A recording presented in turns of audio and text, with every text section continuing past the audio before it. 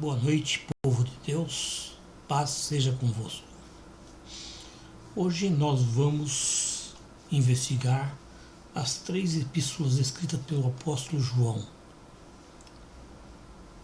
Então, o texto base, como já falamos, são as epístolas do apóstolo João.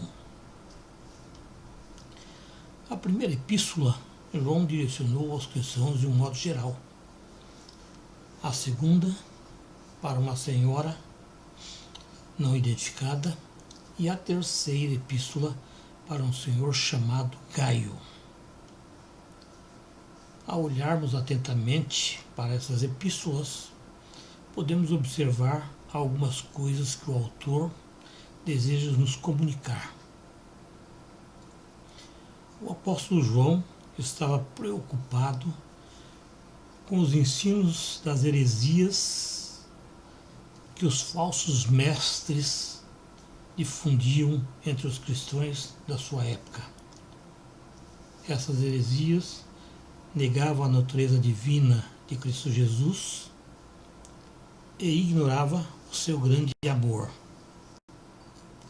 Essas epístolas se fundamentam no amor e na verdade.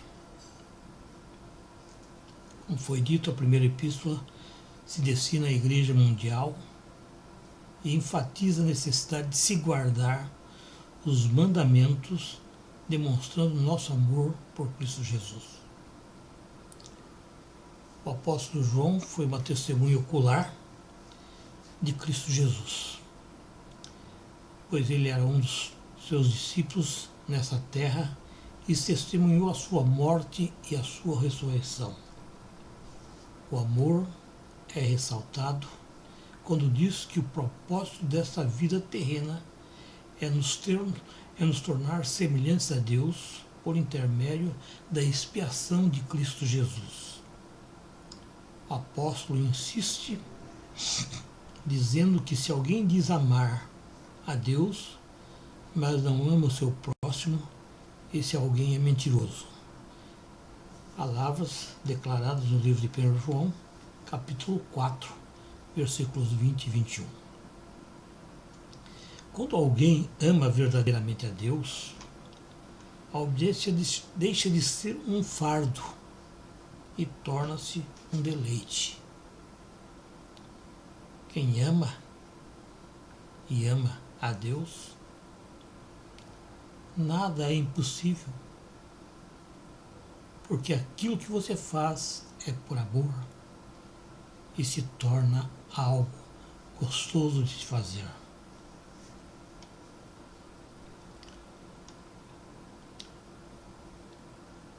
Eu, na minha passagem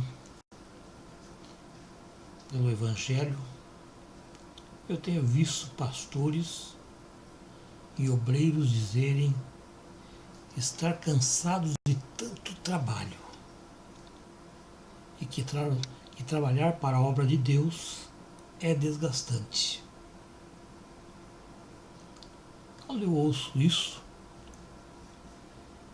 essas palavras me soam estranhas aos ouvidos, uma vez que em minha trajetória sempre trabalhei demais.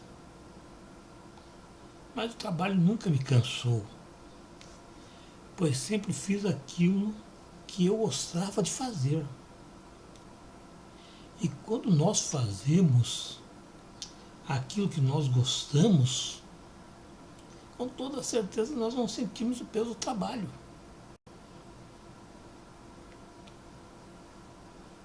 João, com essa epístola, nos ensina que através da obediência podemos conhecer a Deus, ter uma comunhão com Ele e nos tornar como Ele é.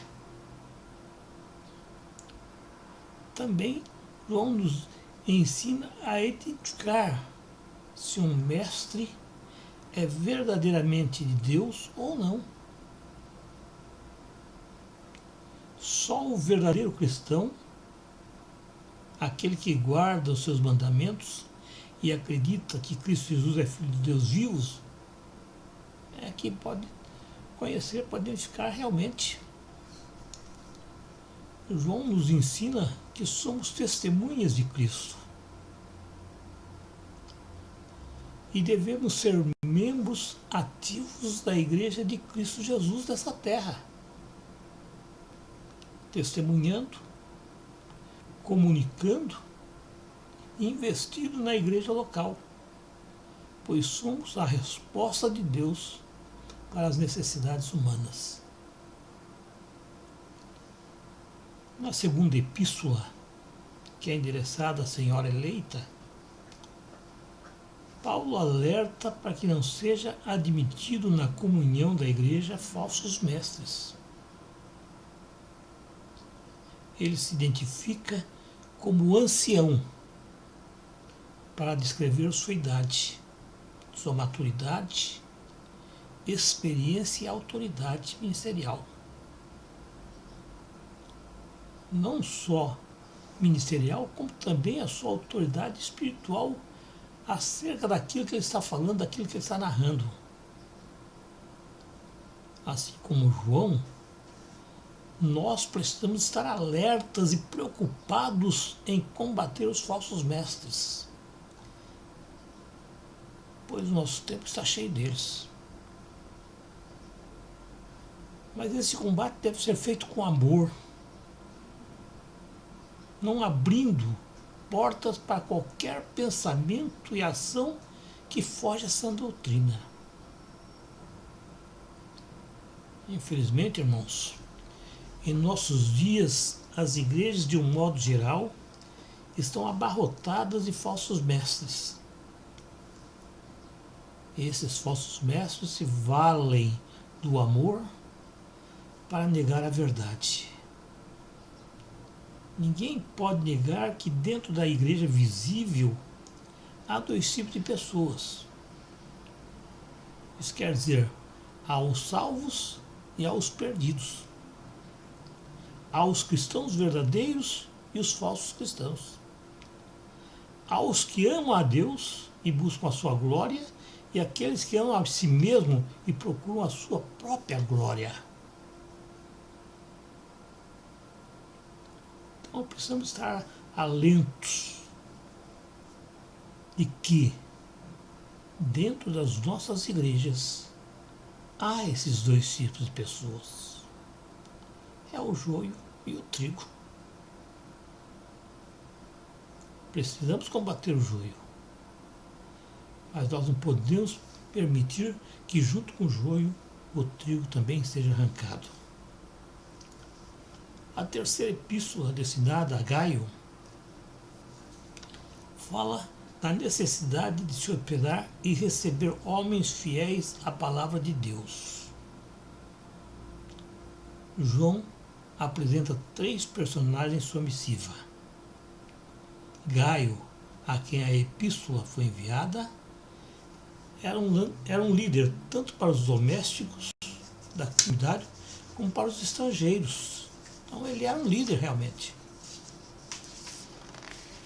Demétrio, a segunda pessoa, vem com a recomendação de Paulo, por sua boa reputação e reconhecido como líder de bom testemunho. A terceira personagem é Diótrefes, considerado um líder ímpio e arrogante, a quem João abertamente critica. Esses 3 personagens são as figuras encontradas na igreja, não só da época de João, como nos nossos dias atuais. Assim como há muitos Gaios e muitos Demétrios na igreja, também há uma grande quantidade de Diótrefes. Essas pessoas que querem ser os manda-chuvas da igreja local e querem fazer tudo a seu bel prazer. Estes Diótrefes deixam o posto de servos e assumem o posto de dono, por pensar em ter direitos adquiridos por tempo de serviço. são movidos unicamente pela posição, pela ambição, pelo poder, pelo orgulho e desejo de domínio. João, ele escreveu essa epístola com o objetivo de incentivar seu discípulo Gaio a continuar o trabalho da mesma forma que tinha feito até aquele momento, permitindo que influências externas contaminassem a boa obra feita até então.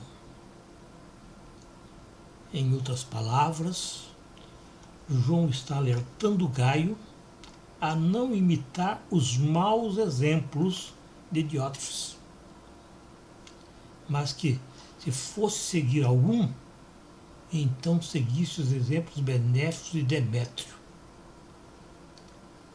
Gaio deveria continuar sendo um ótimo anfitrião, sendo sempre o mesmo líder, encorajador, especial, amado, que atraía as pessoas por sua bondade e amabilidade,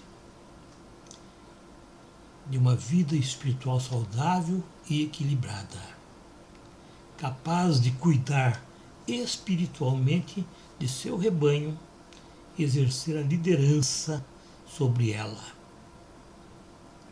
Gaio tinha um bom testemunho, pois andava na verdade, sendo um verdadeiro cooperador de Cristo Jesus nessa terra.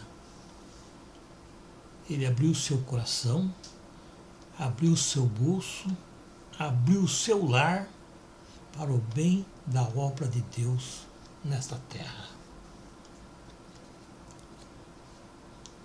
Nós temos então, de um lado, o exemplo de um líder transformador e do outro, um líder ditatorial, autoritário, dominante.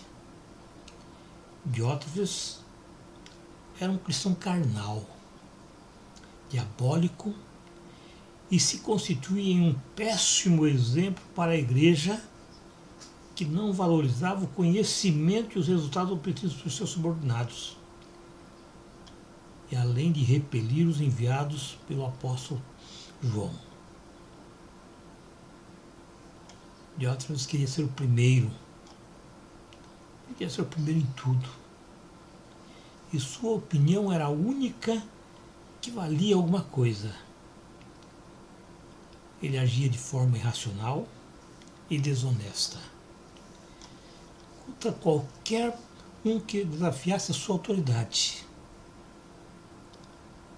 Ele era o inverso do bom obreiro. Ele se julgava o melhor dos melhores e se opunha à liderança apostólica de João. Sua principal teologia era a arrogância, pois era dominado por ambições carnais. O terceiro personagem dessa epístola foi Demétrio, que é o mensageiro dessa epístola. Um homem digno de ser imitado, pois era um cristão exemplar, era um líder natural, não tinha cargo na igreja, mas andava com Deus de forma irrepreensível.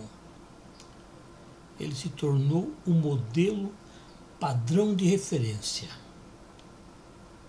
Ele tinha um bom testemunho, dentro e fora da igreja. E sua vida era o exemplo a ser seguido por todos dentro e fora da igreja. João dá um bom testemunho de Demétrio para Gaio. Enquadra-o como homem de Deus.